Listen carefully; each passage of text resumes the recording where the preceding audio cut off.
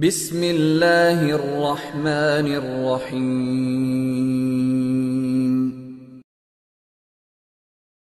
حضرت برار رضی اللہ عنہ روایت کرتے ہیں، ایک صحابی تھے جو اپنے گھر میں سورہ کہف کی تلاوت اونچی کر رہے تھے۔ ان کے گھر کا صحن چھوٹا تھا، گھوڑا بھی بندھا ہوا تھا اور چارپائی کے اوپر ان کا بیٹا بھی لیٹا ہوا تھا، سویا ہوا تھا۔ اب ان کا دل چاہتا تھا کہ وہ اونچی تلاوت کریں، جہر سے تلاوت کریں۔ جب وہ جہر سے تلاوت کرتے تو گھوڑا بدکتا تھا اور ان کو ڈر ہوتا یہ گھوڑا کہیں میرے بیٹے کو لات نہ مار دے، تو وہ آہستہ پڑھتے تو گھوڑا بھی پرسکون ہو جاتا۔ پھر طبیعت میں جوش آتا، شوق اٹھتا، پھر دل چاہتا کہ اونچا پڑھیں، پھر گھوڑا بدکنے لگ جاتا۔ یہی ساری رات ہوتا رہا۔ جب صبح کا وقت ہوا، انہوں نے دعا کے لیے ہاتھ اٹھائے تو انہوں نے دیکھا کہ کچھ بادل سے ہیں جن کے اندر روشنیاں ہیں، اور یہ روشنیاں ان کے سر سے دور آسمان کی طرف جا رہی ہیں۔ پھر وہ نبی علیہ السلام کی خدمت میں حاضر ہوئے، فذکر ذلک للنبی صلی اللہ علیہ وسلم۔ انہوں نے نبی علیہ السلام کے سامنے یہ پوری رات کا قصہ بتایا تو نبی علیہ السلام نے فرمایا کہ یہ اللہ تعالیٰ کے فرشتے تھے جو تمہارے قرآن کی تلاوت سننے کے لیے تمہارے قریب آ گئے تھے۔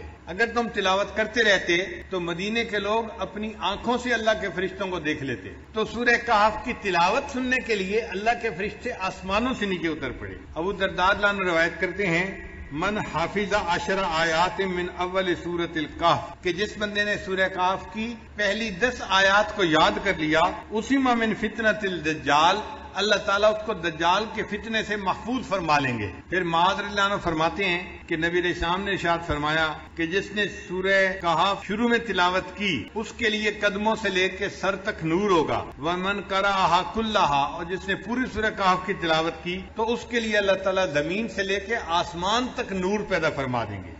سیدہ صدیقہ رضی اللہ عنہا فرماتی ہیں، جس نے سورہ کہف میں سے 10 آیات پڑھی سونے سے پہلے، اللہ تعالیٰ اس کو دجال کے فتنے سے محفوظ فرمائیں گے۔ ابن عباس رضی اللہ عنہ فرماتے ہیں کہ نبی علیہ السلام نے ارشاد فرمایا کہ سورہ کہف کا نام تورات کے اندر حائل تھا۔ حائلہ کیا مطلب؟ حائل ہونے والی، یعنی یہ بندے اور قبر کے عذاب کے درمیان حائل ہونے والی صورت ہے، بندے اور شیطان کے درمیان حائل ہونے والی صورت ہے۔